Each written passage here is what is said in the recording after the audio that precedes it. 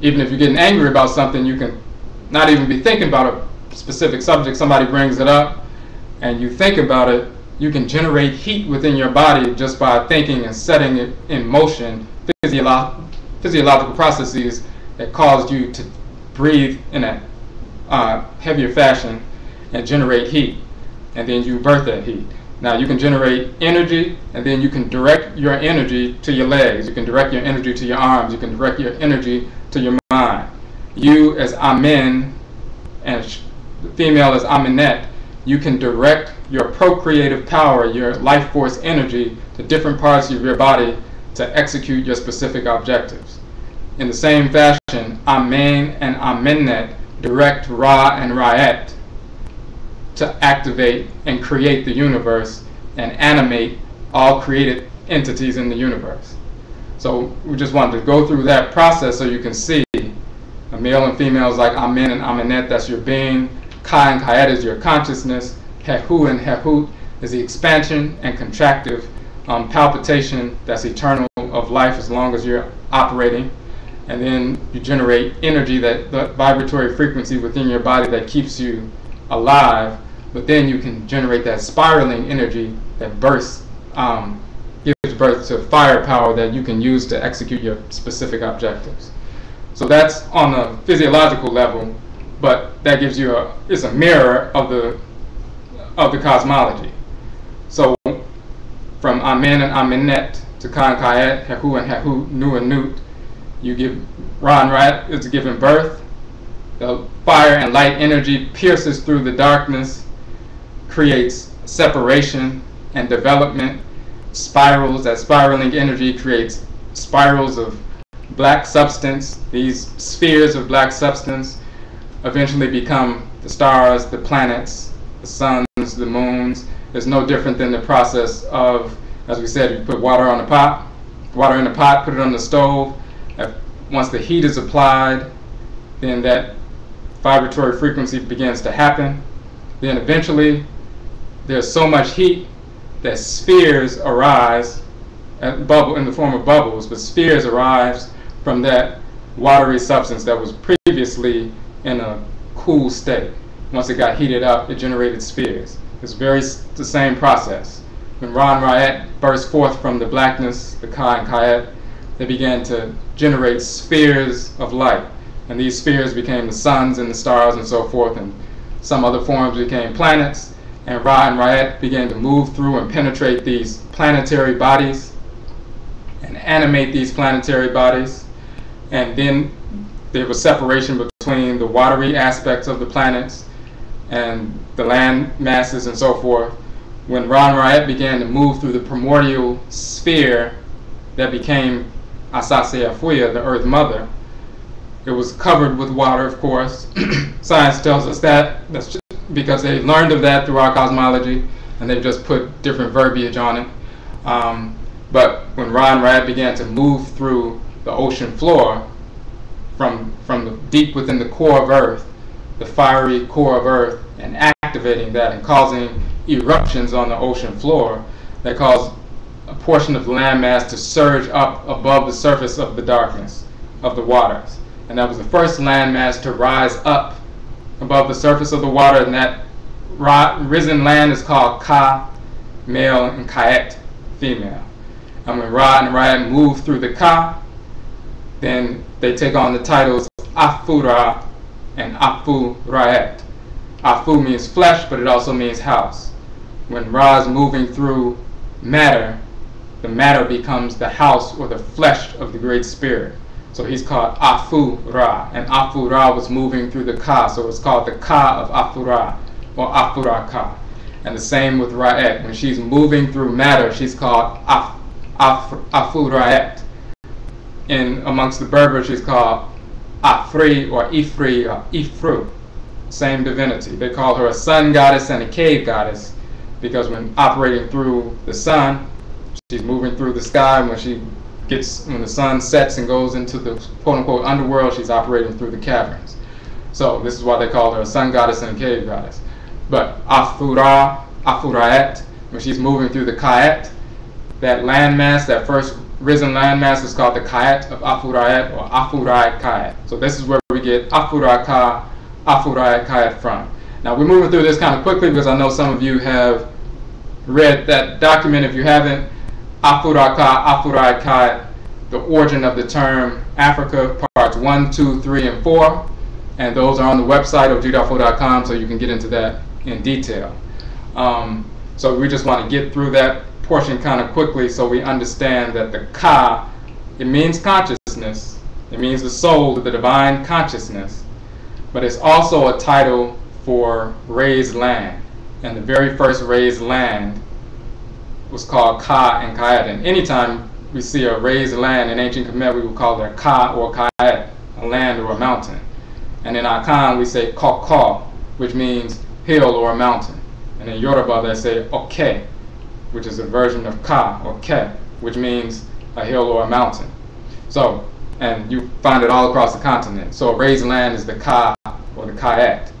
And when Afura is moving through that, then that's Afuraka, Afuraitkaitnit. Of course, that's where they get the term Africa.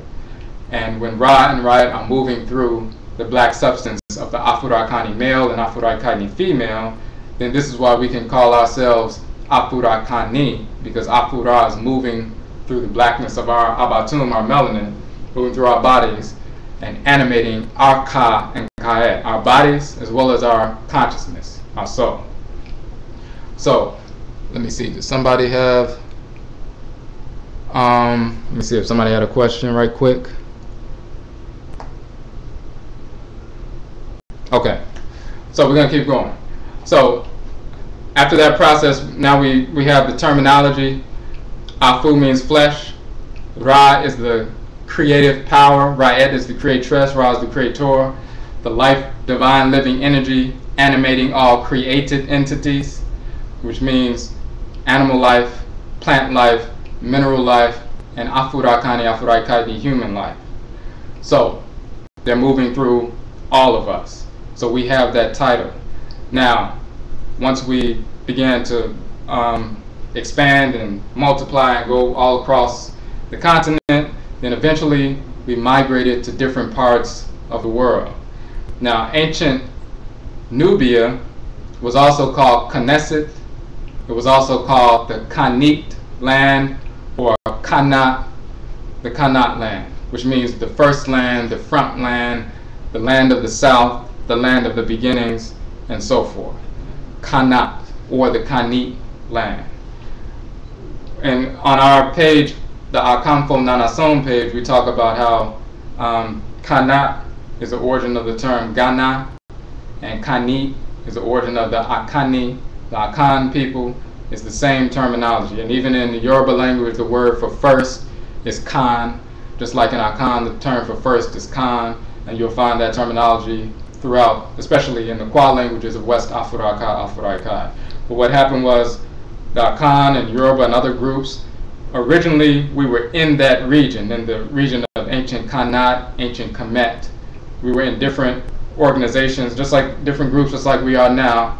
And eventually we migrated. Some migrated earlier, some migrated later. Many of us migrated around the Coptic period. You can tell that we migrated in the Coptic era because there are different pronunciations of different terms in the Coptic language from the ancient dialect, and in the Akan language and some others, you have all the pronunciations. You have the Coptic pronunciations as well as the previous pronunciations, which shows that we were still there during the Coptic era, which was late Kemet, about 2,000 years ago or so.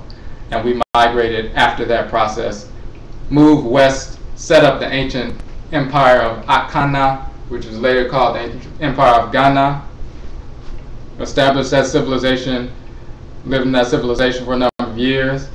When the Muslim invasions began, there were wars for a long period of time, and some of us migrated from that region down to the forest belt, the savanna, and then into the forest belt, and reestablished Akan civilization in the forest belt in the region of what is today called Ghana and Cote d'Ivoire, or Ivory Coast. And that's the migration of the Akan people. The Yoruba people, Ewe, Igbo, Bakongo, and many others had similar migratory patterns across, sometimes into northern AFURAKA, AFURAITKAIT, and then into west, and stayed in the western part for longer periods of time, then moved a little bit further south. It just depends on the group. Some moved into the central region and remained there. Some moved further south. And so this is where you get the migration of Amen, Ariyame. That's the title of Amen and Kemet, Ari, Ame, or Ani, Ame. And Ariyame became Anyame. This is where you get in the east, Nyame or Nyambe, all the way across to the central, south, and west of the worship of Amen and Amenet. So that's the migratory pattern. So now we want to get into the we want to deal with the Okraa. This is important because it has to do with how we function. Okraa is the Ka, it's the Ori Nu, your divine consciousness. It has to do with how we function. It also has to do with how we're going to move forward with regard to nationalism, Pan-Africanism, sovereignty, independence, and so forth. Your Okraa is your divine consciousness. Now, all of the cosmologies, whether you're talking about ancient Kemet, Yoruba, Akan, Igbo, whatever cosmology, the stories talk about how we go before the Supreme Being before we incarnate, and we're given an Okraa, or depending on the language, they have different titles, but you're given an Okraa, given a soul, a divine consciousness. So you as a spirit are given a divine consciousness, a little piece of the Supreme Being's consciousness, a little piece of Nyame's soul and divine consciousness that dwells within your head. So when you are given that by Nyame, then you're sent back into the spirit realm to await incarnation or reincarnation, and then one of your descendants on earth, or two of your descendants, come together, and then they draw your spirit into the womb, and then 40 or so weeks later you're born into the world. But your Okraa is that force in your head that pulls you in the right direction towards divine order at all times. Your Okraa is your divine consciousness. It's in harmony with divine order. It knows, it has the same omniscience as the Supreme Being because it's a portion of the Supreme Being's Okraa. That force that you feel pulling you in one direction or another, whether you follow it or not, that's typically the force of Okraa. Now you can also be influenced by discarnate entities as well, but when we're talking about the real force, we're talking about the force of Okraa. Inside the Okraa, and we're talking about in the Akan tradition, there are different terms for this in other traditions. Just like if you look at the brain and the major divisions of the brain, you have the cerebrum and you have the cerebellum, and the cerebral cortex is divided into the right and left hemispheres. And then the cerebellum actually has two hemispheres as well.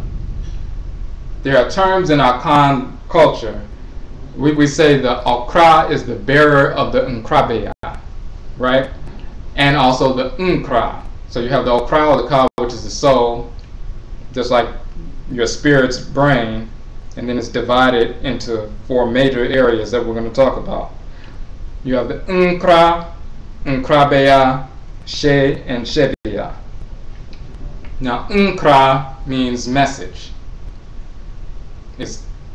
The Kra in Akan, in Akan is the soul, and inside of it you have the Nkraa, which is message, and Nkrabeya, which is the feminine aspect, which is the function.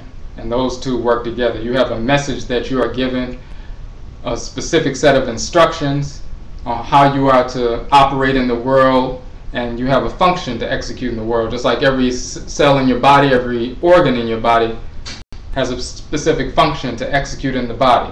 That's its Nkrabeya. So when people say destiny, we rather use the term function because function is more properly descriptive. When you execute a specific function, your heart, its major function is to palpitate, pump blood, send nutrients to all, and oxygen to all cells in the body. Your lungs, of course, breathe air, and that's the major function of the lungs, and so forth. You have a specific function. You may be a child of a fiery divinity and you need to bring that fiery energy into the world. You may be a child of a watery divinity and your function is to execute that kind of watery function and bring that kind of energy into the world, just like every organ in your body. So the function is a male and female aspect. The Okraa, which means message, and Nkrabeya, which means the manner of the message. Beya means manner, way, and how you to do something. It's also a suffix denoting feminine. So Okraa and Nkrabeya are like the left and right hemisphere of the brain. It deals with the message and the manner of the message. What your function is, how you to execute that function. Then you have the She and the Shebeya, and the same terms exist in Kemet. Shai and Shayet. They call them the divinities of fortune and destiny and luck and so forth. In Akan, they're called She and Shebeya. Shayet, the T in ancient Kemet denotes the feminine. And they learn that in English, and you have Paul and Paulette, Anton and Antoinette. That's derived from the language of ancient Kemet. The T feminizes. So you have Ra, you have Raet, Amen, Amenet. The T feminizes. In Akan, Beya, the B-E-A or B-A-A, or sometimes W-A-A feminizes. So you have Okraa, which is the masculine, Nkrabeya, which is the feminine, She, which is the masculine, Shebeya, which is the feminine. She means to fix or to arrange or to force or to compel, and the Shebeya is the feminine. So not only are you given a soul, which inside the soul carries your function, your specific set of instructions, and how you are to execute that function in harmony with order. But the She and Shebeya, you're also given, along with that function and those instructions, you're also giving a unique configuration of power to execute the function. So you're a child of a certain divinity that carries certain power. So your force or your compulsion to execute the function is there through the She, and then you have a certain configuration of energy that can execute that function. In other words, if you were to execute a fiery function, you wouldn't be assigned to a watery divinity. You'll be assigned to the specific divinity that allows you to carry that energy into the world. And you will feel that compulsion, because She means to force, but it also means to compel. So as you're operating day to day, even when we're not part of the culture, don't know anything about the culture, but you have a compulsion within you. Part of it is an ancestral mandate to manifest as an Afurakani, Afuraitkaitnit person first and foremost, but to execute a specific function. You may be inclined to build. You may be inclined to be a healer. You may be inclined to be a protector. You may be a child of the divinities that govern the immune system, like Benna and Abena, or Heru, Behudet, and Sekhmet. So you'll be naturally inclined towards self-defense, military operations, and so forth. You'll have a compulsion.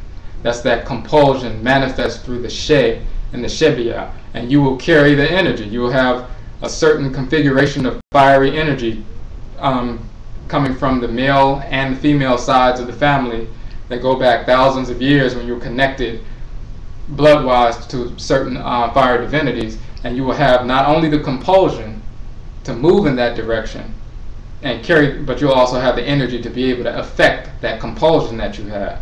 You'll also have the knowledge, which is through the Okraa and the Nkrabeya, of what that function is supposed to be and how to execute that function without violating taboos associated with your family, with your clan, and individually.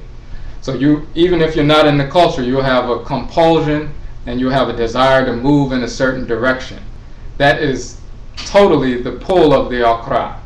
That's what that is. And then the different components, just like we said, the Okraa is like the spirit's brain. Like you have a body, and then you have the brain, which is the control center that directs all the functions of the body. You also have a spirit, Sun, and then the spirit's brain is the Okraa, which directs all the functions of the Sun. You as a spirit, you're a Sun. And your spirit has a brain, the Okraa. And the Okraa within its complex as the Okra, Nkrabia, She, and Shebia. The message, the manner of the message or the function, the compulsive force, and the configuration of energies that can bring that compulsion to fruition. So we have those compulsions. We grow up in this society. We often don't know how to move on those compulsions, or don't see a vehicle to manifest those compulsions in a fully harmonious way. So some of us get into certain professions that seem to imitate those, seem to feed those compulsions. So we may become, police officers, or, join the military if we have that compulsion to be protectors, but it doesn't really manifest in a harmonious way because we're not really protecting what we need to be protecting, because we haven't established a nation to protect yet, so we're only halfway in. Or we may become a doctor and we go to medical school, but then they teach us how to poison our people, or they don't teach us holistic things, so we're halfway in, halfway out. Or some people, they may feel like they need to protect and defend and so forth and get strapped, but then they join the gang because they're misguided. They have this energy, but they don't have the vehicle to express it. They have these compulsions, but they don't know how to manifest that. And then we're bombarded with all this foolishness coming from the society. So here in America, or America, we have to reestablish our culture. We have to reestablish our way of functioning. It's rooted in the knowledge of who we are and where we come from, which is the cosmology. When you understand that cosmology, and you understand yourself as an Afurakani, Afuraitkaitnit person, Afu is flesh, Ra and Ra'et is the divine life force energy animating us, the creator and the creatress. The Ka and the Kayat is the soul, or the consciousness, but it's also our Abatum, it's our melanin. And the creator and creatress and all the Abosom, the divinities, only operate through Afurakani, Afuraitkaitnit people. But it's not, that's just the baseline. It's not enough to stop at saying, well, I'm just African. Now, you need to know what your function is. What function did you come into the world to execute as an Afurakani, Afuraitkaitnit person? You came through a specific blood circle, so there may be dietary taboos associated with your blood circle that's not associated with somebody else's blood circle. That's why we need to know what our, what our clan is, what our family is, what our language is. We learn certain aspects of language, and that stimulates things within us. It stimulates our ancestral memory just to hear those words, to speak those words, even if it's only a few words. It stimulates our Nanasom, our ancestresses and ancestors, and brings them closer to us. If you were in another country and you didn't know anybody at all in the country, and you were there for days, and then you heard somebody speak your name or speak the language that you're familiar with, that would draw you to the person. When our Nanasom hear us begin to utilize the words of our language, even if we only know 3 or 4 words, but we start using those 3 or 4 words that we know, and you can start with the language of ancient Kemet and Knesset, that begins to draw our Nanasom closer to us, and it makes us more in tune with them, so we can be focused and in tune with them on a regular basis, because we're always being pulled in different directions just by living in a corrupt society. So it's not enough just to be Afurakani, Afuraitkaitnit. We are that. We were born that. That's based on not only blood lineage, but it's also based on reincarnation. So we are that. But then what kind of Afurakani? There are animals who are Afurakani, Afuraitkaitnit. They can't just say, well, I'm African, and say, well, that's all I need to know. I don't need to know what kind of family I'm from, because if a fish said that, then they'll say, well, I'm African, I'm an animal, I don't need to know what specific ancestry I'm from, I'm just going to be an animal. And then they try to imitate a zebra and they suffocate. So we need to not only know that we're Afurakani, Afuraitkaitnit, that's the baseline, but then what kind of Afurakani, Afuraitkaitnit person are we? What is our family? That you can learn simply by establishing, spiritually, establishing a connection with your Nanasom, as we call it in Akan, your ancestresses and ancestors, your spiritually cultivated ancestresses and ancestors. You don't call on corrupt, perverse, deceased relatives Of course, anybody who is non-Afurakani, non-AFURAITKAITnit, you never include them in any libation. They're not your ancestresses and ancestors. They're criminals who invaded. It's no different than somebody breaking in your house. Just because they broke in your house, that doesn't mean they're a resident, and now they gain all the benefits of being a resident of the house. You kill them and put them out the house. You don't accept them as part of the family. When they invaded our ancestral blood circle through rape, through miscegenation, that wasn't welcome. It wasn't sanctioned by the Abosom, wasn't sanctioned by any Unsamafo. They're invaders. So they're not your ancestresses and ancestors, and you do not acknowledge them as such. In fact, you repel them, of course, from the blood circle, but also spiritually. And that's not hard to do, just by establishing a connection with your Unsamafo, your Nanasom Unsamafo. That's just part of the process. There are different ways to establish an ancestral shrine. We have an article called Amammere, which talks about that.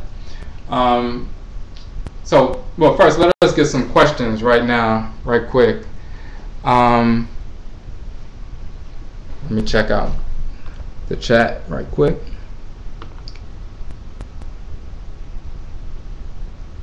Okay. Any questions so far?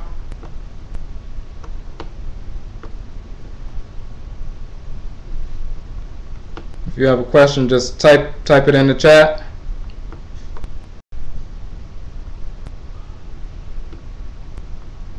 Okay. Okay, none yet. All right. So, hold on.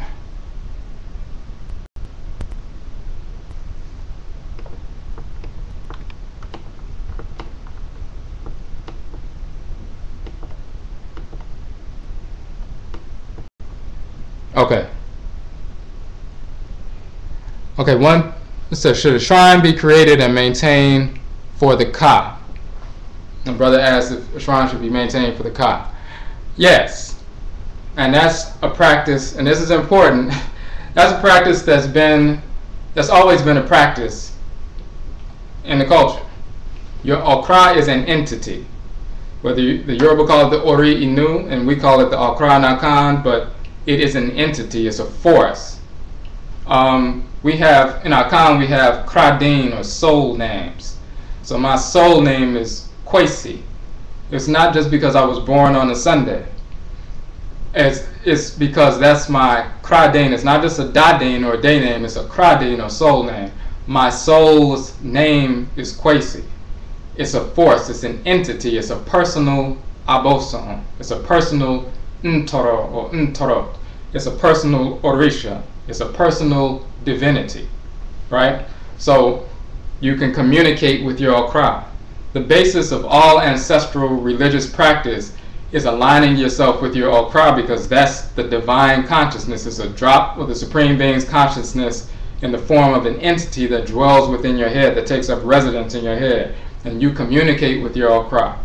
It's an entity. My Kraa's name is Kwesi. So when I communicate with that divinity, I say, Mikra Kwesi, Makra Kwesi, Cheri mi no kwari, show me no kwari, show me what is true, what is accurate. It's the same thing in the Yoruba tradition. They communicate with their Ori Inu, because it's a force, it's a miniature divinity. So we do establish a shrine specifically for our Okraa. In our Akan culture, we have a process called Okraa, which it means soul washing, which is basically cleansing your head so that you can be more clear. Just like you take a shower and clean the dirt off of you, you take the water and sometimes other elements and you cleanse the negative energy from your head so you can be more clear and be more receptive, so you can hear and feel the pull of the Okraa much better. So there is a shrine that we established. Now in America, and even in Ghana, because of the corruption of Islam, the corruption of Christianity, and just European corruption across the board, there are many things that have been put to the wayside or are not being done. Many people who practice the Akan tradition, for example, they've got caught up in two things: the foolish notion of monotheism, which is a holdover from Christianity and Islam, So they'll say there's Inyame, but there's no Inyamewa, or they'll say that Inyamewa, the Great Mother, that's just a title for lesser goddesses. But there is no Inyamewa. But of course, Inyame and Inyamewa is Amen and Amenet, the Great Mother and Great Father. They'll also say that Inyankompon and Obuade and Odomankoma are just titles of Inyame. And in reality, each one of those, Inyankompon is actually Ra, Inyankonton is actually Raet, Odomankoma is actually Atim Kepra, all these, Obuade is actually Ptah. So these are actually divinities, actually deities that are subordinate to Inyame and Inyamewa. So they've gotten caught up in the foolishness of monotheism, but they've also gotten caught up in fact, they've rejected certain things. So many of them, they don't have a shrine for their Okraa. Some of them don't even recognize that the Abosom, where we derived our Kradim from, our soul names from, are actually Abosom. So they don't set up a shrine to the Okraa, and they've kind of fallen into a practice of just dealing with discarnate, wayward, uncultivated ancestral spirits, and some just Asaman for power, nice ancestral spirits of mothers and fathers and grandparents who were good people, but they weren't spiritually cultivated. Nanasom and Samanfo. They communicate with them, but they don't communicate with their Okraa, and they're not dealing with actual Abosom. So the way the culture is practiced, it manifests in the disorder in the society. The societies in Ghana and Ivory Coast, in general, Christianity, white supremacy, so-called white supremacy, dominate those cultures. Our culture is Inyamewa, Inyame, and Sheshe is rooted in order, and Sheshe means arrangement or order. If you're manifesting a culture that's rooted in order, then the order will be apparent. There won't be such a domination of white supremacy. You won't see people who are practicing quote-unquote traditional religion, but they have pictures of a white crack on the wall Jesus, or they're walking around with perms, or they're lightening their skin, or all of them are, perming their girls' hair and stuff like that, but they're practicing traditional religion. They're not in alignment with their Okraa. They're embracing monotheism, meaning they're rejecting major divinities. They're embracing European culture, and that's infecting them. It's no different than taking on salt. Salt grains are not going to do anything to you unless you consume them. And when you consume those white individuals that are actually weak and degenerate, if you keep letting them in, then they will immobilize you. And eventually, you'll develop high blood pressure and so forth, and you'll die from that. So one of the things they haven't done is they don't establish a shrine to the Okraa. That's something that we have reestablished. You can look at certain writings and you'll find in the past there's a writing, for example, the Akan, Concept of the Soul by John Akeson, written like in the 50s. Around that time, he was a Negroized Akan person. He was interviewing Akanfo priests and priestesses. Sometimes he was trying to expose them, but there are certain things that he mentions. For example, in the Akan Concept of the Soul, and if you can't find it online, I can post it on the Ning site. He talks about how in the past, and people used to always have an altar to their Okraa, to their soul. But nowadays, and he was writing back in like the 50s, he said nowadays people have fallen away from that practice. There's another article by Baba Tunde Lawal called Ori Lonise, the hermeneutics of the head in Yoruba culture. And he's talking about the Ori Inu.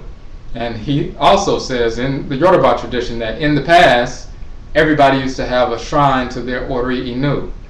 But nowadays, people have fallen away from that practice, and many of them don't. And the practice of the Yoruba culture in America, some people are getting more into that, and it's becoming more popular. But previous to the late 90s and into the so-called 2000s, 12,000s, most people weren't dealing with the Ori. At most, they were paying lip service, or maybe doing a head rogation at best, maybe doing a cleansing, or maybe saying a little prayer. But they weren't dealing with the Ori as the central component of the ancestral religion.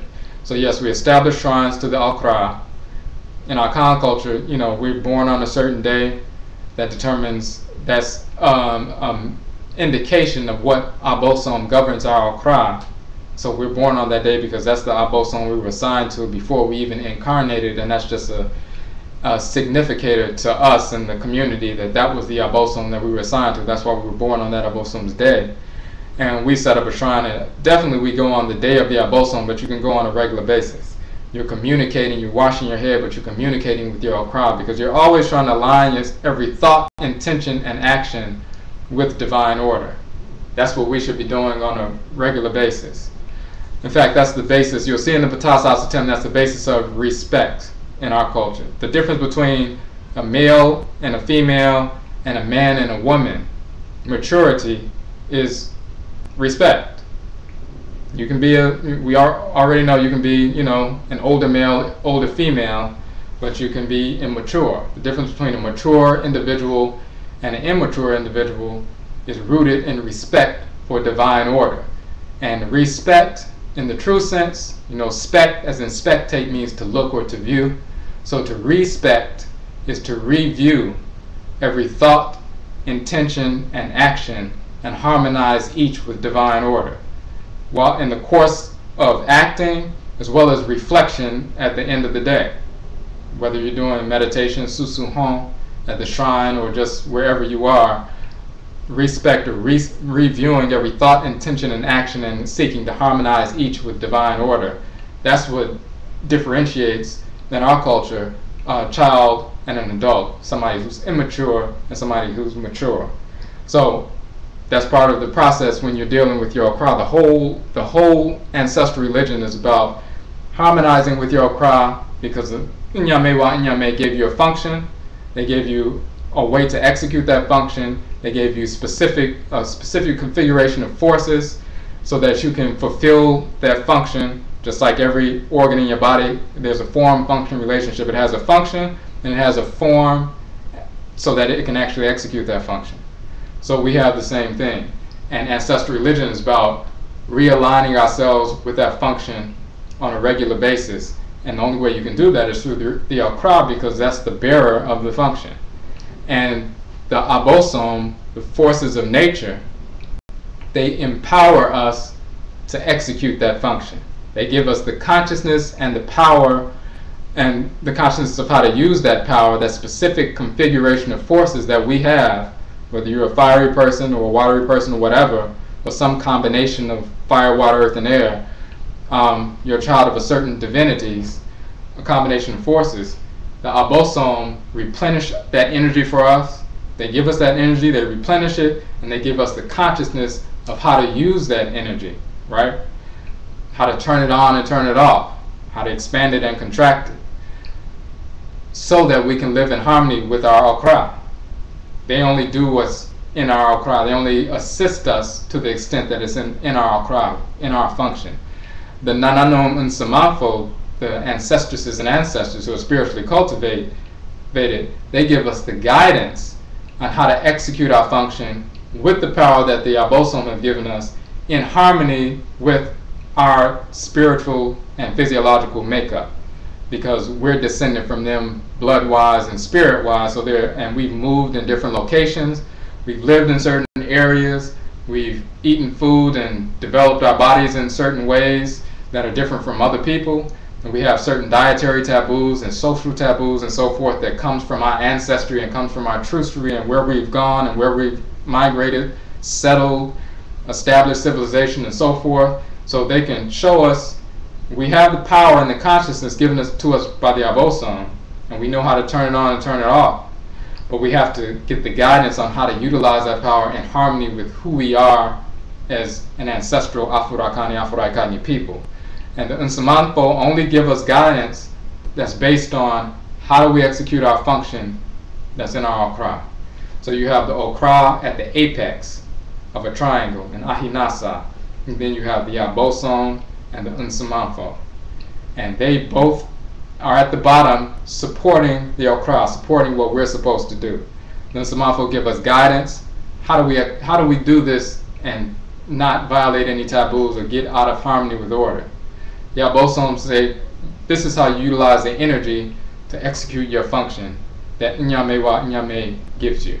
So yes, we establish a shrine for the Okraa, and we communicate with the Okraa on a regular basis. You know, cleanse yourself and get a lot of information at the shrine, but throughout the course of the day, you're always trying to align yourself with your Okraa. Sometimes they call it your first mind, but sometimes that first mind is not your Okraa. Sometimes that's an ancestral spirit. Sometimes it's one of the Abosom. Sometimes it could be a discarnate, wayward spirit. So the more you work with your Okraa, the more you'll be able to tell the difference. Somebody else had a question here. Hold on 1 second. Somebody asked, when you travel, can you pray to the gods and goddesses without the shrine? Yes. You can, wherever you are. The #1 shrine of the Abosom is you. Now, you don't have to have a shrine to communicate with the Abosom. Of course, the Asase Afuya, the Earth Mother, is a shrine. She's a shrine. The sky is a shrine. All the different areas of the created universe are shrines for different Abosom. So when you're out in nature, you're in the midst of a, you know, the original shrine for the Abosom to dwell in. And then your body is a shrine, your different organs and organ systems. And you can see details about this in the Okraa Bosom, on the Okraa Bosom page of the website. But your different organs and organ systems are shrines for the different Abosom. All of the Abosom have shrines within our bodies, but then we'll have a couple of major Abosom that govern our function in the world. But all of the Abosom have shrines within us, because just like you need sunlight, you need water, you need the earth, you need the air, you need all these different elements to function. But one may be more dominant than all the others. You may be more fiery, like I said before, you may be more watery. So, yeah, so your #1 shrine is you.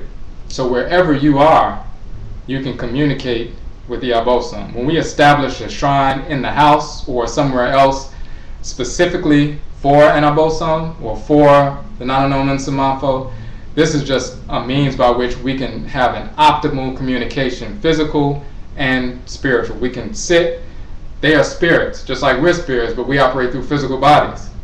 So if we want to have an optimal communication, we establish a physical shrine so they, the Abosom as spirits, or the ancestresses and ancestors as spirits, can dwell in a physical shrine. So now we're communicating on a physical level and a spiritual level, and it's a more direct and profound communication, but it's not the only kind of communication. Wherever you are, you can sit down, go into Susuhon, which is the Akan term for meditation.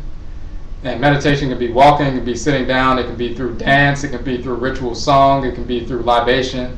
You can pour libation outside, you can say ritual prayers anywhere you are. You can always communicate with the Abosom and Unsamafo and your Okraa. You should be communicating with your Okraa all the time. We should always be trying to align ourselves with divine order.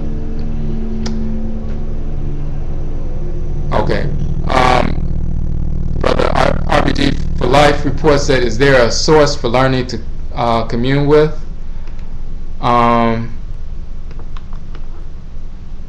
Now you're asking, is there a written source?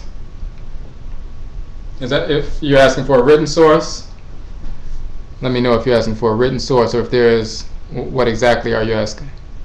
Because we have a number of different there are articles on NKWAMUA establishing an ancestral shrine on the website, and then we also have like the Okraa Bosom page goes into detail about various major Abosom and shows the connection between the Abosom, the Orisha, the Vodou, the Ntoru and ancient combatants, showing that these are the same divinities. So that's one aspect of it.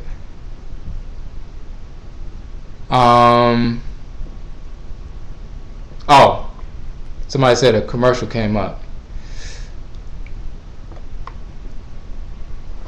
With an Okraa, one person asked about an Okraa shrine. Abina Yami, how do we set up an Okraa shrine?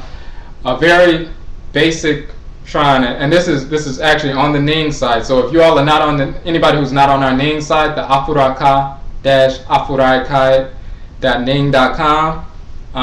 You can join that site, and we have a number of different discussions, and we do have a discussion talking about establishing a shrine for the Okra. And Akan Okra is male, Okraa with 2 A's, or Okrawa is female. So just like there's Ka and Kaat or Kaet, there's Okra and Okraa, which is the female. So those are just the masculine and feminine ways to say the soul, the divine consciousness. The way we establish it here is we have a basic, like I actually have one in the house. I'm in the house. For mine, I just set up a gua, which is an ancestral, what they call a stool, but it's actually an ancestral seat.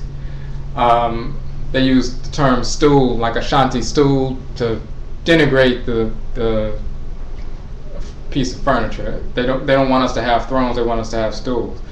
But I have a gua, which is a seat, and that's set up for my Kradin Bosom, who is actually Awusi, which is Alsara in ancient Kemet, Obatala in Yoruba. Anybody named Kwesi or born on Sunday is Akosi is the female, or Essi is female, and Kwesi or Kwasi or Akwesi is the male. We're named after that Abosom. So I set up the gua for that Abosom, but then I also have a vessel for water to clean the Okra, to do a ritual cleansing process, and then we sit down and communicate.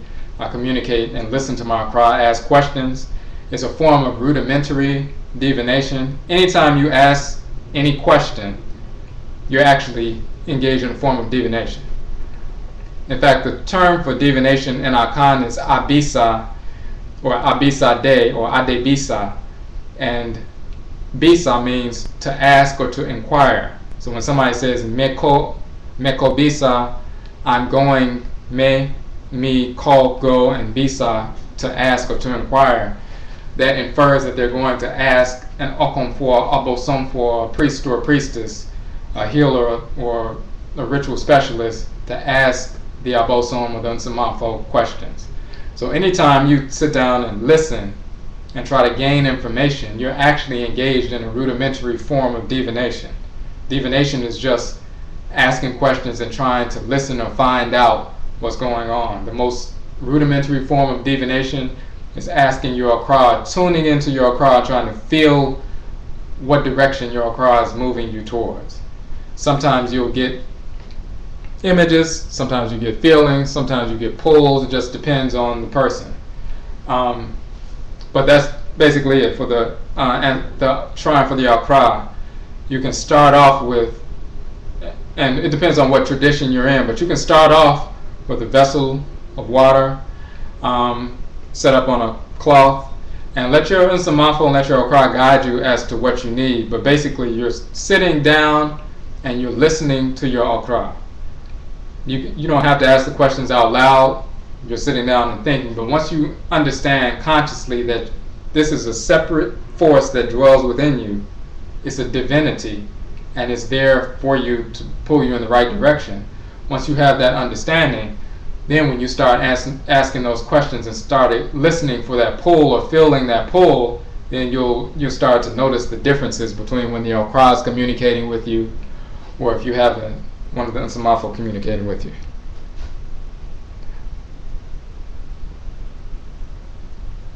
Okay, somebody said, do I have email? Yes, you can email us at, we have a couple of emails, Nanasom, Nanasom, at Odwirafo.com, and Odwirafo is ODWIRAFO.com. And I'll actually post that on, well, in fact, if you type in Odwirafo, as you see, the title of this channel, you can go to Odwirafo.com and you'll get to the page, the contact us page, where the email is.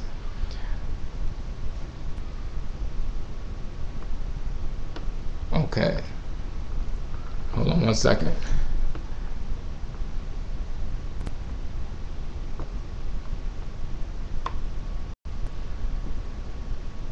Okay, now Panther 61 asks, is there a prayer that we can learn to say at the shrine as a base for communication, or the prayer is different? Starting off, I'll tell you the way I started off when I first started learning about the culture.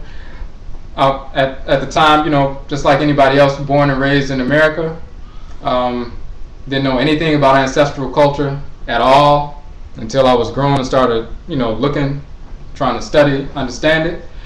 So starting out studying trustery, I found out that, you know, ancient Knesset and Kemet, all of us are connected to those civilizations.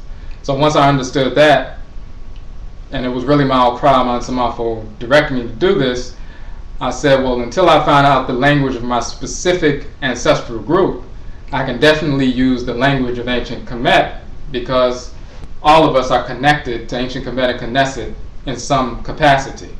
And our languages are genetically connected to those languages all across the continent. And this is our ancestral culture, because all of us come from that region ultimately, even at the beginning of the world when the first Ka and Kayet rose up in that region. So in the Amammere article, I have a particular prayer that you can use. It's in Akan, but then the Akan language is the ancient Kanit language from ancient Nubia. But you can also look in some of the prayers and certain translations of the Pert M. Heru. So in fact, everybody, if you don't have my email, or if you haven't emailed me, if you email me your email address, or you send me a message on the Ning site, I'll send out some of the translations of different prayers you can use. You can find them in different translations of the text, but I'll just send some out, because you can use, there are thousands and thousands of translations and texts that have been translated. You can find free on the internet. You can, the way that we verify these translations is looking at the languages that are spoken now.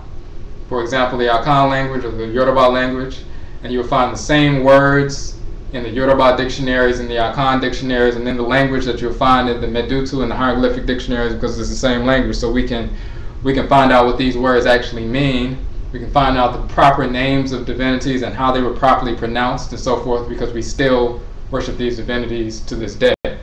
So I'll send out a translation of some prayers. Just send me an email, nanasom at odwirafo.com, NANASOM at odwirafo.com, and I'll send out some translations of, or some links to some text from Kemet.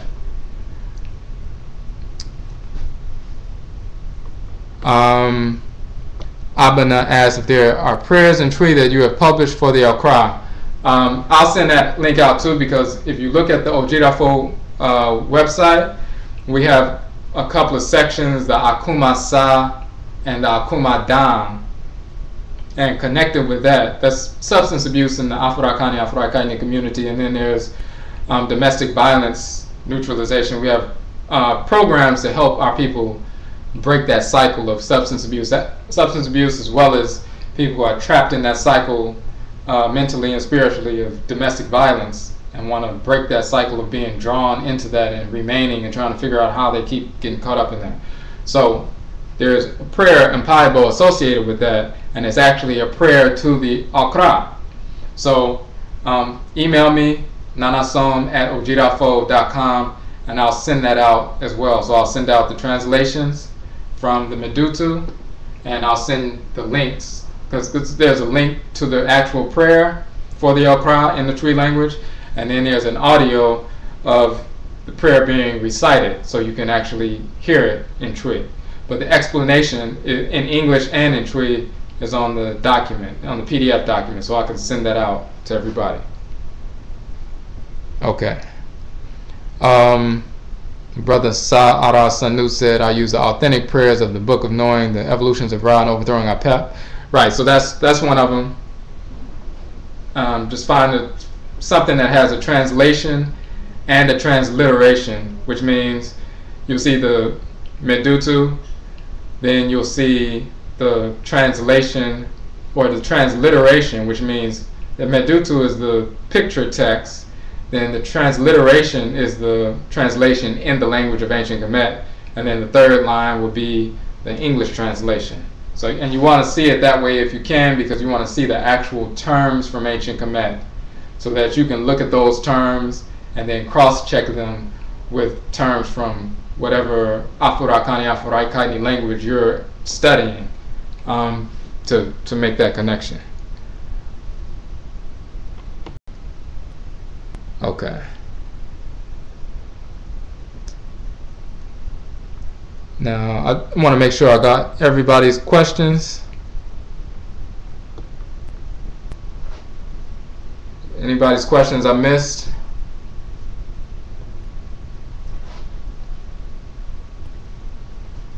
Okay. Now, there's a recently published an article. It's called "The Akan Origin of the Term Hoodoo," and this is important for a number of. The brother asked if I was bringing out some more articles on the origin of the word Africa. The most recent article on that is part 4, and that goes into detail and shows textual references of the actual term Afurakaka, AFURAKA, AFURAITKAIT in the Medutu of ancient Kemet and Temple of Philae, as they call it, Temple of Paraka, as well as in the Pertinum Heru, chapter 148, you'll see. So we have the actual text laid out. But yes, there's going to be a part 5 because we have some more information, and we'll be knocking that out. Okay, and the website is the same as the title of this channel, Odwirafo, ODWIRAFO.com. Okay. And you can go to the contact us section, just email me and I'll send you the information. But I recently published an article called "The Akan Origin of the Term Hoodoo." Now, it's important for a number of reasons. First, the etymology of the term hoodoo, because we often think that hoodoo is just another version of the term voodoo, like New Orleans voodoo comes from vaudou, but voodoo and hoodoo are two different things. Hoodoo comes from the term undu, which is a shortened version of nduru, which in Akan means medicine. So the Nduriyefo, or Odwirafo, as well as the Odunsinifo, is the person who works with herbs, with medicines, plants, and so forth. They work with roots, plants, stumps of trees, and so forth to create medicines to heal. And they also do ritual work. So the Odwirafo, or Odwirafo, is the Odu or Ndu person, the Nduru person, or the Undu person, which later became the Hoodoo person, the root worker, the root doctor. The Odun Sinifo, or the Odwirafo, is considered in Akan culture a conjurer of spirits and also a root doctor, a root worker. And they're called physicians, herbalists, and they're considered doctors, but they work with roots, plants, trees, and they're also conjured spirits. So the fact that Undu, well, is the root of the term hoodoo, which means they conjure, Oduru means to conjure, and so forth. So we went into detail about the origin of the term hoodoo. But the other reason why it's important is because that's a practice, and there are different versions of it. That particular name, hoodoo, is just the Akan etymology, but all Afurakani, Afuraitkaitnit groups have people who work with medicines and learn how to communicate with the spirits of those forces in nature and extract medicines from them to heal us. Some people also know how to extract medicines to kill people or, make people ill, poison people. But so all groups have that. We were just looking at the etymology of the term, but it's also important because hoodoo was a practice that was continued here in North America. We continued the practice. There are forms of divination. For example, some use possum bones to do divination. This is something that we continue to practice. Possum bone divination is not unlike divination you find in the Congo or in Akan culture or Yoruba culture with cowrie shells or in Serewa. So we have continued to practice even through enslavement all the way up until this present day, where we engaged in spirit possession, libation, ritual dance, ritual song, excuse me, divination, ritual prayer, all the different components dealing with the Abosom, dealing with the Nsamanfo, dealing with healing, whether it's medicinal healing or laying on hands of healing. We've been doing that all throughout the enslavement process. We were not, and we are not, dependent on getting in a plane and flying to the continent or flying to South America or flying anywhere to communicate with our Nsamanfo or to communicate with the Abosom. We have that. We carried the Abosom with us in our bloodlines, our blood circles, when we migrated from ancient Kemet to West AFURAKA, AFURAITKAIT. Some of us migrated because we were trying to reestablish civilization away from the fools who decided they wanted to become Christians and Muslims. After warring with them for centuries, we decided these fools have lost their mind. We're going to reestablish civilization, and we did. We established civilizations in Ghana and Mali and Songhai and so forth, and we were there for hundreds of years in traditional cultures. And then there were wars again, and some fools wanted to, engage in the foolishness, so we migrated again to the parts of the forest belt where most of us come from, which is Ghana, Nigeria, Togo, Benin, Ivory Coast, Senegal, and so forth. But we carried these Abosom with us in our blood. They're connected to our blood, connected to our Abatum, our melanin. And then when we were taken from the western region of Afuraka, Afuraitkait, and brought to the Western Hemisphere, North, Central, and South America, and the Caribbean, the deities did not leave us when we came here. They remained with us. And of course, our Nanasom and Nsamanfo remain connected to us. And of course, our Okraa remains connected to us. And of course, Nyamewa and Nyame, and Nyonkompon and Nyonkomson, Ra and Raet remain connected to us. So we're not dependent on anybody to practice our culture. In fact, it is incumbent upon us to reestablish our culture right here first. And then when we do connect with people on the continent, for one reason or another, it's a dialogue of equals. We're not children going, begging, trying to ask for culture from anybody because we think we don't have culture. As soon as you communicate with your Okraa, as soon as the Nsamanfo communicate with you, as soon as the Abosom communicate with you, you're engaged in culture.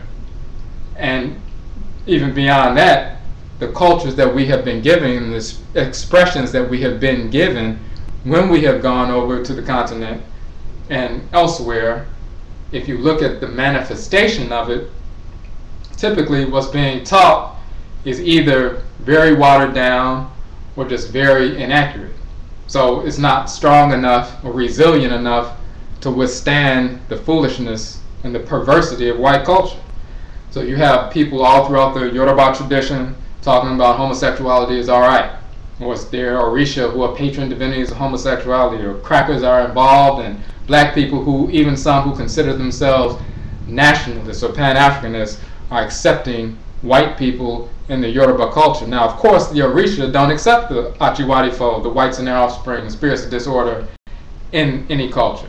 The Orisha, the Abosom, do not possess the Achiwadifo, the whites and their offspring. They never have and never will. The ancestresses and ancestors of Afuraka, Afuraitkait will never possess or communicate with the whites and their offspring. They never have and never will. The Supreme Being will never communicate with the whites and their offspring. They never have and never will.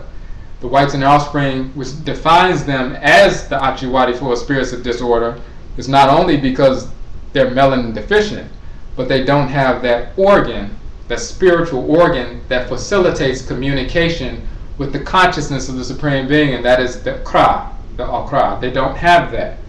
That is gone for them. So they're like a person without a head. They're a spirit without an Okraa. And since they don't have that organ that can align them with divine order, they can't communicate with anything that's divinely ordered. Just because something or some entity exists in the world doesn't mean it came into being through divine sanction. The coca plant, as we often say, it exists in the world. It's a naturally occurring living entity.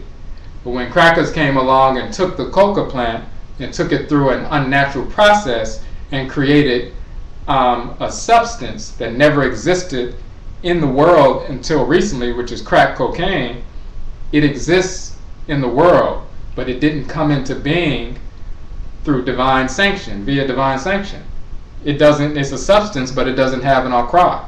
Some of these genetically modified organisms that crackers produce, they're living organisms, but they didn't come into being via divine sanction, so they don't have an Okraa. The cracker doesn't have an Okraa. When we talk about, if you look at the text of the Book of the Heavenly Cow, which is talking about the destruction of mankind, and Ra sending Sekhmet to destroy the enemies of Ra, and you can look in the Medutu, like the hieroglyphic dictionaries, and you'll see the Kaitiu, which are the gods who kill and destroy the enemies of Ra and so forth. You look at that text and it talks about Ra sending Sekhmet to destroy those who were assaulting Ra, and she slaughters the vast majority of them. And then part of the text says that Ra says that, well, most of them were destroyed, but there was a remnant of worthless ones that we didn't destroy. And then the men and women who were the supporters of Ra came out the next morning with their bows and their weapons, and they went to go kill the enemies of Ra, and some of them escaped into the mountains. So now we're talking about, on one level, the origin of the Achiwadifo, the whites and their offspring, in a textual reference in Ancient Kemet. And when you read that text, you'll see it. We have a translation of it on the website. But I bring that up to say that you can, when you engage in disorder, your Okraa can disengage itself from you. The Akan talk about that. They'll say, Nekra Driane, his Kra has fled him. And there are rituals that are done to coax the Okraa back to the person to re-engage. If the Okraa does not return, because you're engaged in so much disorder, you repel the Okraa. It's like putting two magnets with the same polarities together. If you put two magnets on a table and you put the opposite polarities together and you put a magnet close, then they jump together. If you put the like polarities together, as soon as you get one magnet to the other one, it repels it. When you engage in disorder, you repel your Okraa. Your Okraa will not dwell in disorder. Just like if somebody came and defecated in your living room, you don't have to dwell in the midst of that, you just will leave. You don't have to dwell in disorder. The Abosom don't have to, they're not dependent on you, they don't have to dwell with you. Your Okraa is not dependent on you, it's connected to NKWAMUA Anyame. So if you're engaged in disorder, your Okraa is repelled, you repel it. And unless you get yourself back in harmony with order and become a magnet for your Okraa to return, then your Okraa will disengage, and once it returns and reconnects with NKWAMUA Anyame, you don't have one anymore. And there are three things that typically are associated with that. One, it represents imminent death, because of course when you die, your Okraa separates anyway, temporarily. Another thing that happens is people whose Okraa has disengaged from them, they become what we call Odwirafo, or in English they're called mentally ill. Their Okraa has disengaged. They're out of harmony with reality. They can't focus on what's real, on what's happening in the world. They're totally somewhere else. That's another indication of the Okraa disengaging. The third major possibility of what happens when or indicator of what happens when the Okraa disengages is the person won't die or manifest severe mental illness, but they will manifest extreme antisocial, perverse, destructive behavior. And that's a clear indication that the Okraa has disengaged. That's what has happened with the cracker. Once that tiny group of Afurakani, Afuraitkaitnit, thousands of years ago, who were engaged in disorder, separated from the larger pack and were drawn up into northern Eurasia and lost their melanin, but the Okraa is what disengaged. That's what determined the later physical degeneration. It started off as a spiritual degeneration that manifested physically, and they became the whites and their offspring. They don't have an Okraa. It disengaged a long time ago, and they reincarnate without Okraa. So they don't have an organ that allows them to attuned with the Supreme Being, with the Abosom, with the Nanasom. So they can't do anything. So they engage in extreme, perverse, what would be called in this culture antisocial or perverse behavior, because they're entities, they're spirits of disorder. Now the only thing you do with the spirits of disorder is you eradicate spirits of disorder. There's no rehabilitation for an entity that doesn't have an Okraa. So once we get on our job, it's just like the spirits, just like the cells in your body that become cancerous, your immune system destroys them. It doesn't rehabilitate them, it destroys them. So, and I say all that to say that, you know, there's a difference between the spirits of disorder and us. They don't have that organ, they can't harmonize with, you know, divine order. We, on the other hand, we can harmonize with that. Our Okraa, of course, is connected to us. Wherever we have gone in the world, wherever we go in the world, if we got on a spaceship and went to the moon, we'll still be connected to the Abosom and the forces of nature and those divinities that we have inherited over thousands of years and carry with us and transmit their energy to our descendants every time we reproduce. So, and also I was saying that also to say that there are people on the continent as well as here who are practicing traditions, and they're manifesting a version of the traditions that is perverse.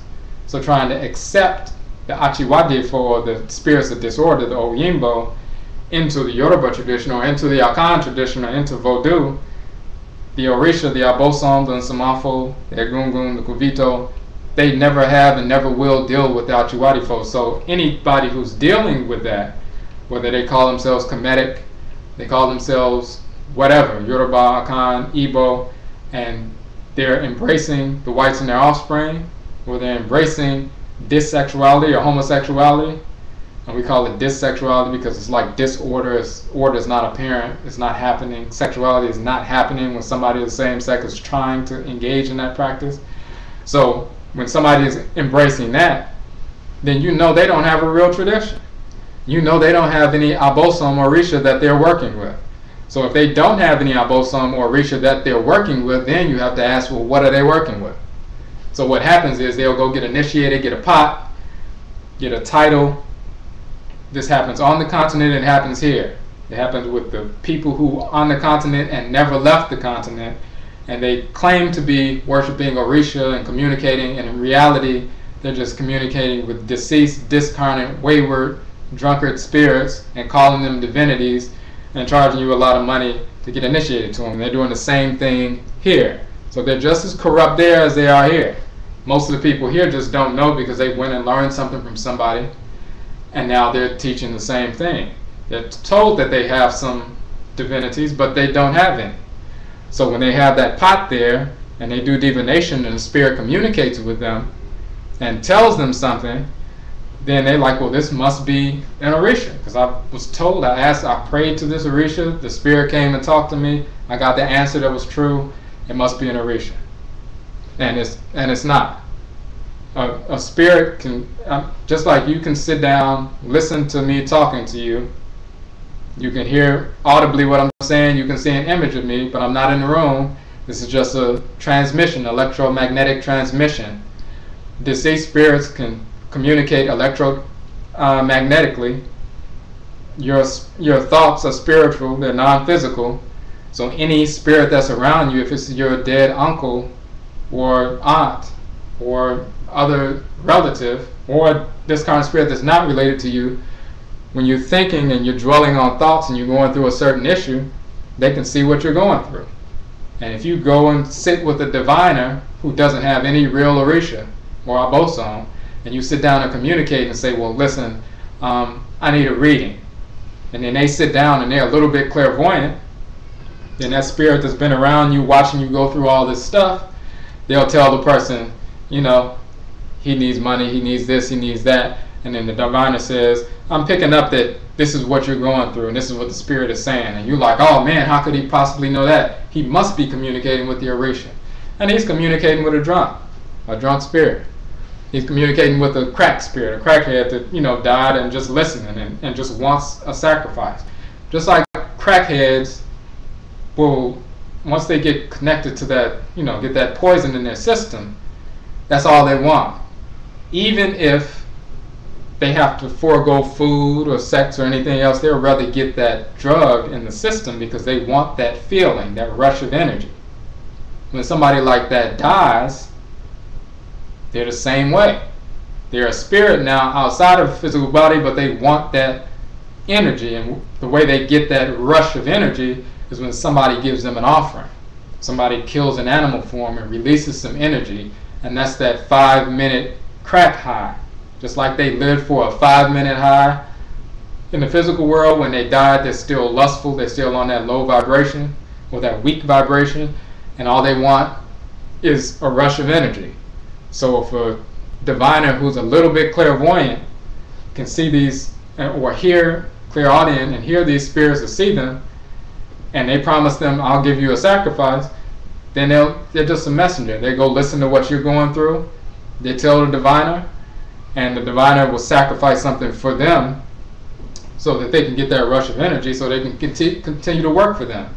But the way it works on you is, you're thinking, well, they told me something I couldn't possibly know. They must be connected to the Orisha, so I'm going to do whatever they say.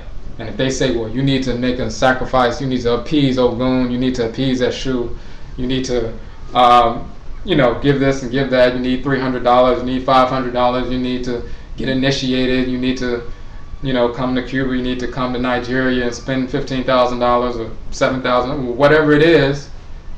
Your reason for going is, well, they knew something, they heard something, they got some information that must be the Orisha. And this is how corruption is perpetuated, because they know what they're doing and you don't know what they're doing. Now, even another form of corruption is when they don't know what they're doing because they've been given a pot from somebody on the continent or somebody here. They're dealing with spirits that are discarnate, that are associated with their pot, and they're nothing but little crackhead hype spirits, that are being passed off as Orisha. And then you go, you do divination, you may even be given a pot, and that spirit is connected to you now, and now you're doing divination to the spirit, and sometimes they give you good answers to gain your trust, and then sometimes they give you a wrong answer and everything blows up, and now you're forced to go to the person who initiated you to get, deeper divination, quote unquote, to find out what went wrong, and it's a vicious cycle. So, because they tell you need to do this sacrifice, you need to give this, you need to give that.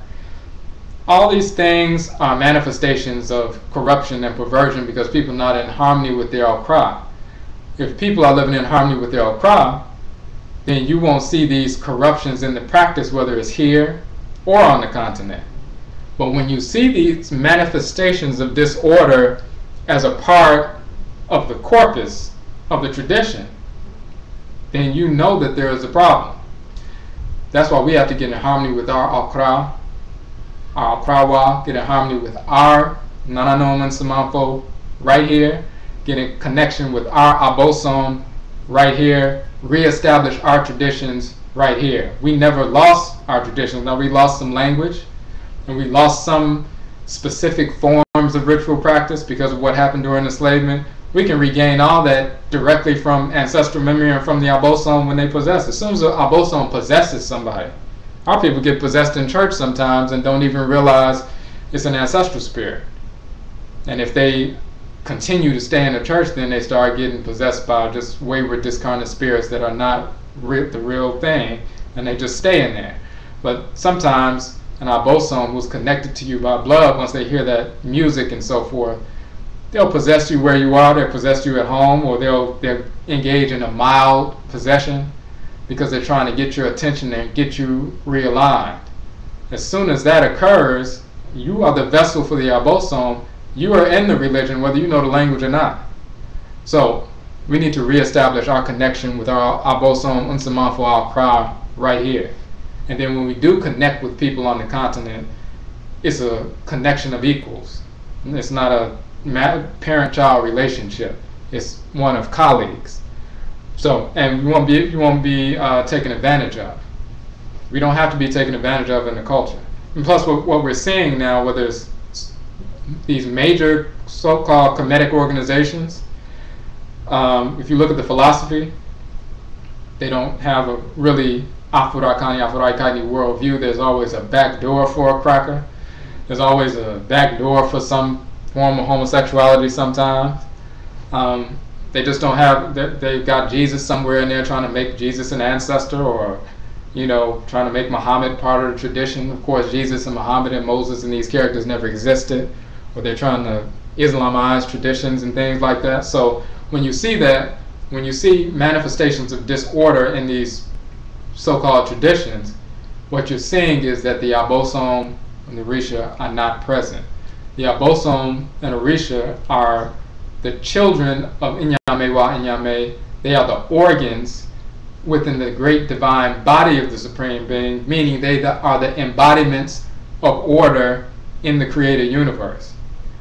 If the Orisha and the Abosom are the embodiments of order in the created universe, then that means when the Orisha are present, order is manifest. Even if you are out of order, when you come in their presence, they stamp or impress order upon you. Or if you're in a society or a group, order is the template and it's impressed upon the organization, so you have to get in harmony with the order. If you see manifestations of disorder all throughout the organization and everybody's cool and it's been like that for years, then you know there's no Orisha present. They left a long time ago. And no Nanasom and Samafo are present. They left a long time ago, so the only spirits left. It's like if you're living in a neighborhood where, you know, there are hardworking people who are a community and they work together and stick together. And then for one reason or another, people start moving out, and the only people left are people who are living in abandoned buildings and robbing people and doing drugs and so forth. It's very similar. When the Abosom leaves somebody, or leave, you know, the people who are appointed to be vessels for the Abosom, because that's their function. When the Abosom leave, then the only spirits left are the crackhead spirits. And those are what the ones that people are dealing with, typically. So, that's my thing there. So let me look at some of the questions. Okay. The brother asked if we're going to do an article about Islam. Yeah, we're going to do some information, articles about that. We have some of it in the article, The Origin of the Fictional Characters of the Bible, Quran, and Talmud, as well as the Kuku Tumtum. You can see that on the website. We talk about how Bilal is a fictional character, and Allah, and the etymology of Allah. But yeah, we are going to do some information about that. Okay. Okay, the brother John Mo said, why do the spirits of justice seem to be so distant, but not those of foolishness? Now, that kind of gets into, also, let's see. Okay. That kind of gets into this whole notion of, well, if the Abosom were with us and they're spirits of justice and, you know, divine order, then how come we were enslaved? Right? That's a question that people always ask. And the way it's structured, the way it's put is not proper, because we're the assumption, which, and this is what crackers have put forward, this notion that we were just sitting there praying to all of our Abosom, all of our Orisha, feverishly and fervently, and it didn't matter because the crackers came in, snatched us up, and did whatever they wanted to, and we couldn't do nothing, and we just had our little idols, and they just were impotent. And of course that didn't happen. So we have to understand trustery first, and we also have to understand cosmology. When the Odwirafo, let's give the example of Ghana, because, well, let's give the example of the Akan people. Right now in Ghana, it's about 11 million Akan people. They're about 45% of the population. And in Cote d'Ivoire, Ivory Coast, they're about 42% of the population. It's about 9 million Akan people there. So it's about 20 million Akan people in West Afuraka, Afuraitkaitnit. They're one of the largest groups in the western part of the continent. They're one of the largest groups on the continent, just like the Yoruba and the Oromo is a very large group, over 30 million.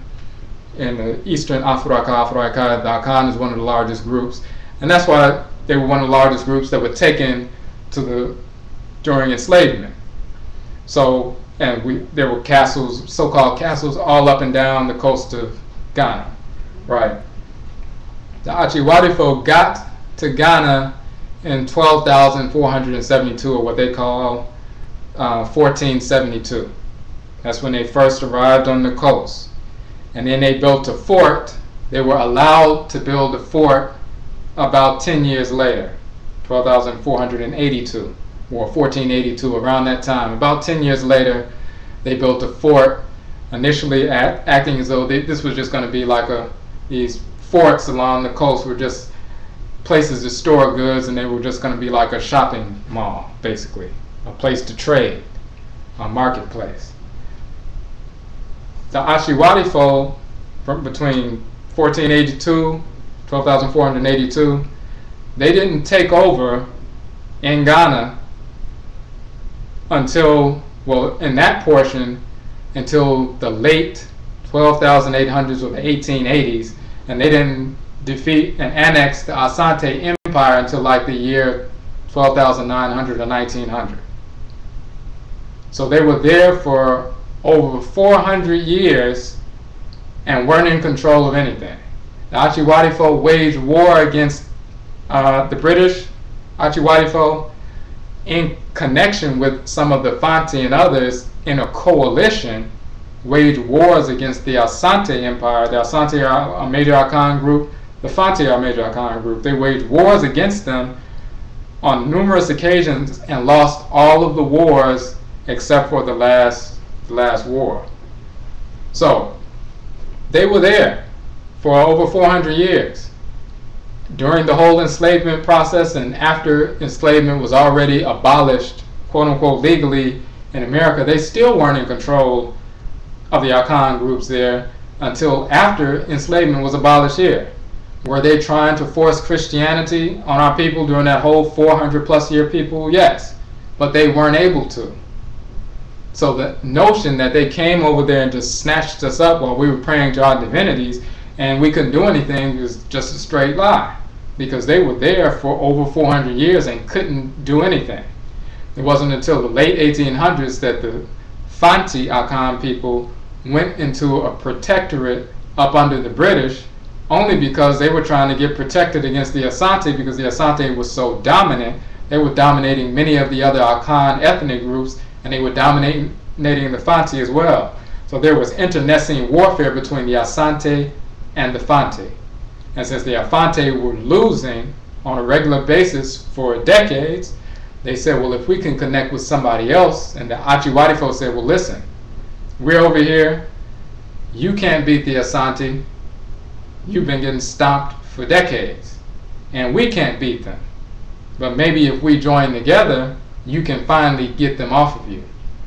If you don't want to do it, that's all right, because we can just leave. You stuck here, you're going to have to get stomped for them for the rest of your generations. We can leave.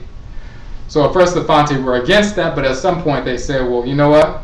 Maybe the only way we can defeat the Asante is if we join with them and get some of their guns and so forth.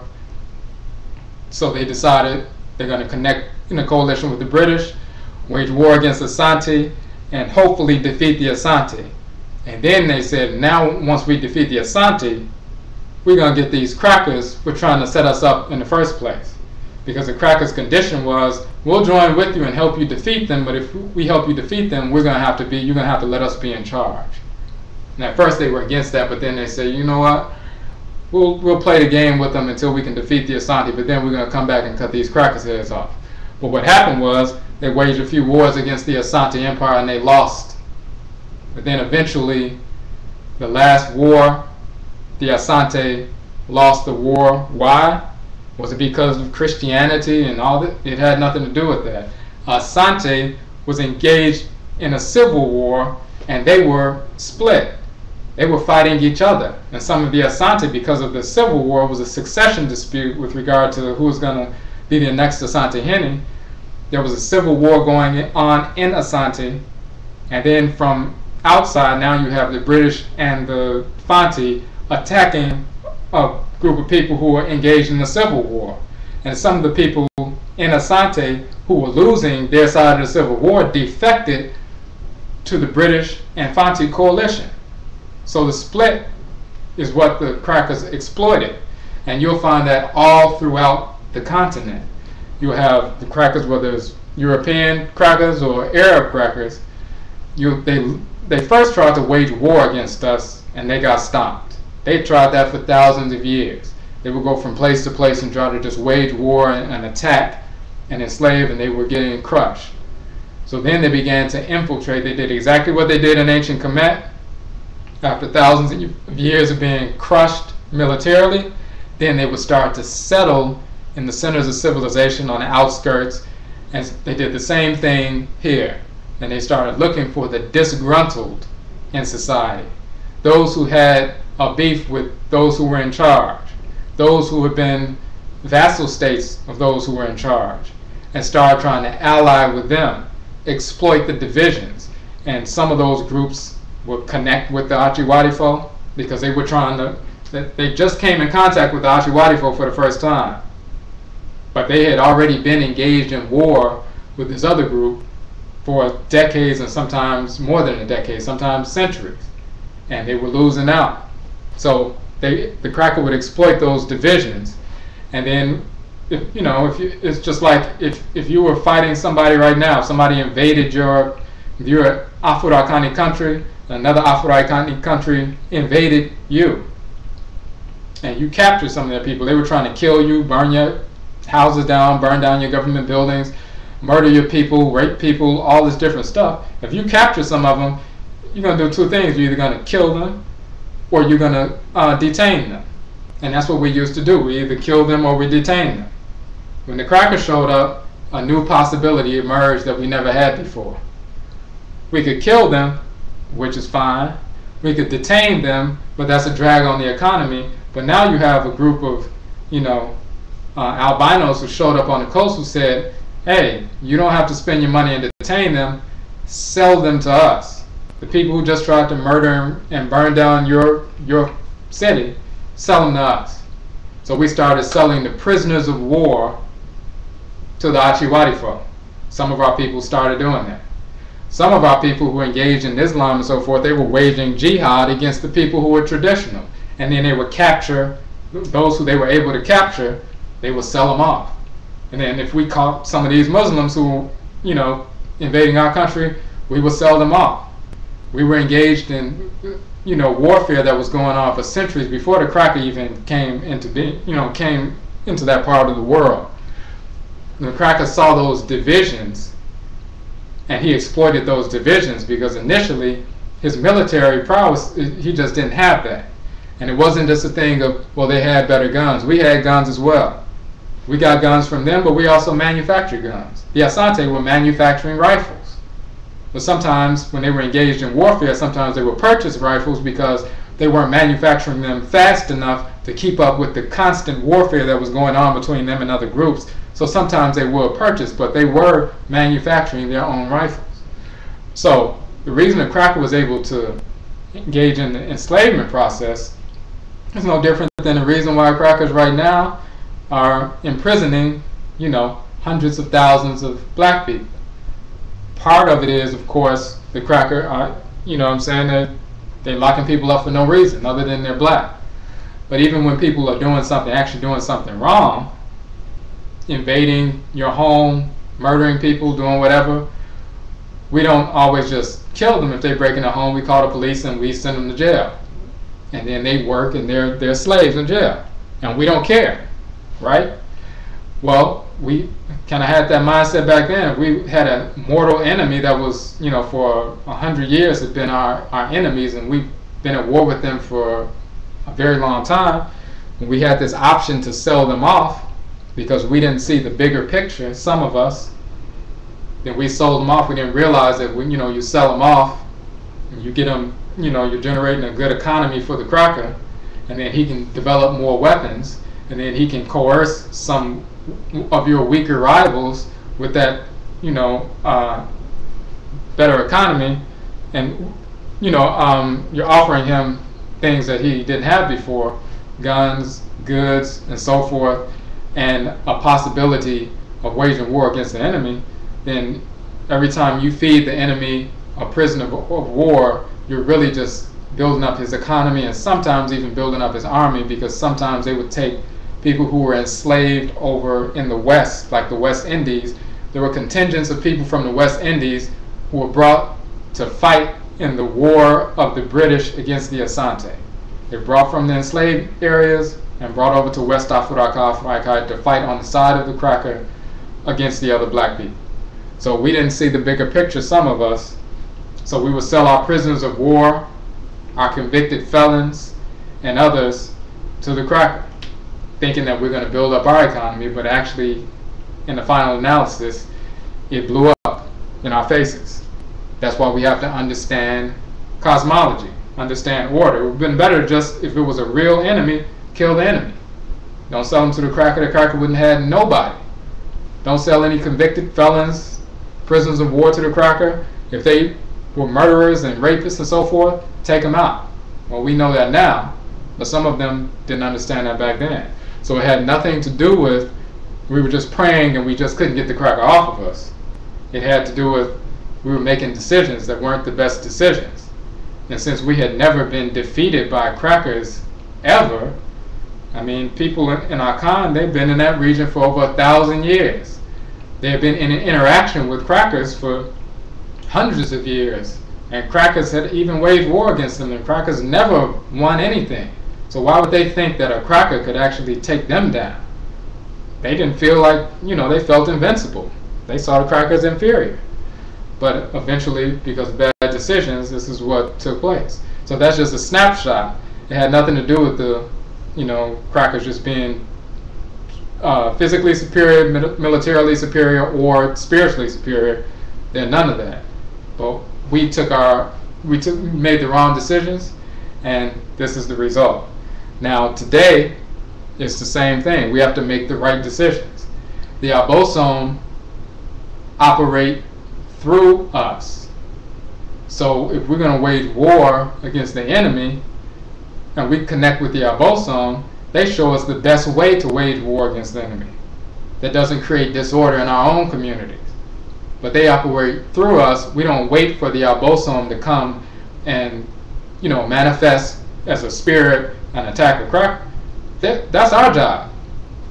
If your child is getting beat up by another child, you don't go and beat up on the child. You could, and you could stop the child, but he needs to do that because that child is no different than him. And this Odwirafo doesn't have any spiritual power or any connection to any Abosom or anything. He doesn't have connection to aliens and all this other foolishness that a lot of people would try to say, that he just worked this ancient magic and used our magic against us. That's foolishness. The only thing that beat us is us. And it's the same thing now. There's nothing stopping some of our people. For example, some of our people who have terminal illnesses, who, maybe they smoke for a long time or drunk for a long time, and they only have months to live. However, they used to be sharpshooters in the military, and they want to make a contribution to the liberation of our people. There's nothing stopping them for when somebody like Zimmerman goes and takes out Trayvon. There's nothing stopping one of them from saying, you know what? I'm going to strap up and take out 100 crackers just because. Every time something like that happens, I'm going to take out 100 crackers, and I got a terminal illness anyway, so it don't matter. Or you have an elder who's, in their 70s, 80s, who lived a good life, has grandchildren and great-grandchildren, and they want to make a contribution. They were sharpshooters in the military. They were, martial artists. And maybe they want to, before they go out, they don't have nothing to lose. There's nothing stopping them from getting strapped up, and every time something happens, they take out blocks of crackers and don't care what happens afterwards. Nothing stopping them. Only thing that's stopping them is this. There's nothing stopping us from waging war against the Odwirafo. We've done it in the past here with the Maroons, the Akanfo, the so-called outliers. We waged war against crackers. That's what started the whole abolition movement. It wasn't crackers who wanted to engage in the abolitionist movement. It was people like Nat, who was actually Akan. had an Akan grandmother, Akan ancestry, Nat Turner. People like him wiping crackers out, and others like Denmark Vesey and Gabriel Prosser, who had such grand plans to take these crackers out that they were so fearful that we would exterminate them from the land and crush them, that they were forced to move in the direction of abolition and start trying to figure out new ways to enslave us all over again under the guise of emancipation. But we started that process, and we need to finish that process. So when we invoke the Abosom and find out what our function is and how to execute that function and what powers we've been given and inherited from our Nsamanfo, that configuration of forces, our She and Shebia, to execute that function properly, then we will establish these means to deal with the enemy. All these people talking about melanin, all these people talking about, you know, herbal medicine and going into the forest and learning about different things. If they had the right mindset, they could have created, you know, chemical and biological warfare that could have ended this a long time ago. It's the mindset. That's the only thing that's stopping us. Okay, so alright, so we it's 9 o'clock. I didn't realize it was 2 hours had gone by so quickly. So made our safer coming to this our first event. We just wanted to see if this was going to work out. We'll do some more on a periodic basis, and the ones we coming up, we'll get certain texts from Odwirafo.com and go in detail in a classroom type session, go point for point and go into this cosmology so we can internalize it and, you know, start to utilize it in every aspect of our lives. So if you have any other questions, just email me at nanasom@odwirafo.com, NANASOM@odwirafo.com. You can get to the website, just type in odwirafo.com, the contact us section. You can also connect with us on the Ning site, AFURAKA, AFURAITKAIT, or AFURAKA-AFURAITKAIT.ning.com. You can join that network if you're not already part of it, and we can, you know, we can connect that way. And we have numerous discussions on a lot of these topics in detail, and we're constantly, you know, putting information out there. And there will be also more publications coming forward from Odwirafo.com. We also have a website called SANKOFADWUMA.com. In fact, let me see if I'll type it in right now.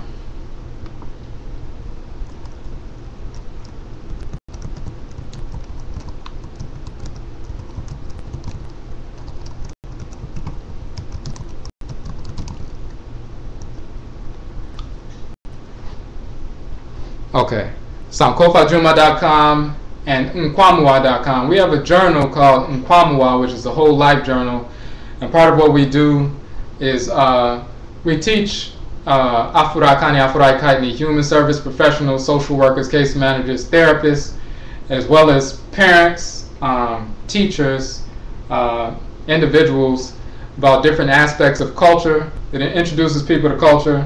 It has information about melanin, information about Abatum, information about trustery, information about ancestral wisdom, things like that in an introductory fashion, but also in depth. And we help people who work at mental health agencies or foster care agencies or social services agencies, and they're dealing with our people on a regular basis, how to incorporate culture as part of treatment plans, but also independent schools. We have the journal in Sankofa bookstore, Children of the Sun bookstore. We have it at Intimate Cafe in Georgia. And the sister Yofiwa is actually on here at the top. So, and we also have it at the store It's Natural in Asheville, North Carolina. My sister Kajara Asada Nebehet, who has the Raseki, who teaches Raseki, Kemetic Reiki. She has the books at her store. Yofiwa at Intimate Cafe in Atlanta, Georgia. She has some at that. They have a natural foods type restaurant. And then we, in DC, Children of the Sun and It's Natural. I'm sorry, Children of the Sun and Sankofa Bookstore. But the SANKOFADWUMA and the NKWAMUA site I put on the website, that's the only journal, out of all the publications that we have about 11 books out, basically, online, PDF. And right now we have about 40 articles. A lot of them are very long, some of them short, some of them like 20, 30 pages. But out of all the publications that we have and all the audio, the only one that we actually sell is the NKWAMUA journal. All the other journals and all the other work is free. So if you want to support us and get a copy of the journal, you can go to NKWAMUA.com. The first issue is $8. You can the electronic version is $5. So that's one way that we, on one hand, serve the community and get this information into these schools, these so-called regular schools, also in the good schools, independent African-centered schools, and also in, in the community where you have black social workers going out communicating with all different aspects of our community. We can get them to start incorporating culture. So we get to the community that way, but also it's a way for us to raise funds, because we don't, a few years ago we decided to put all of our information out on our website for free. So we don't sell anything, we just put it out for free, and we're going to continue to give out these free publications. So this is just a way for us to generate some funds. So if you want to go to those sites and check out the journal, it'll be cool as well. So again, Medase, for listening, for coming out. I'll send the email out when we're going to have the next session, and when we're going to, the information we're going to be talking about. And you can also email me and tell me which things you'd like to deal with. Okay, Medase.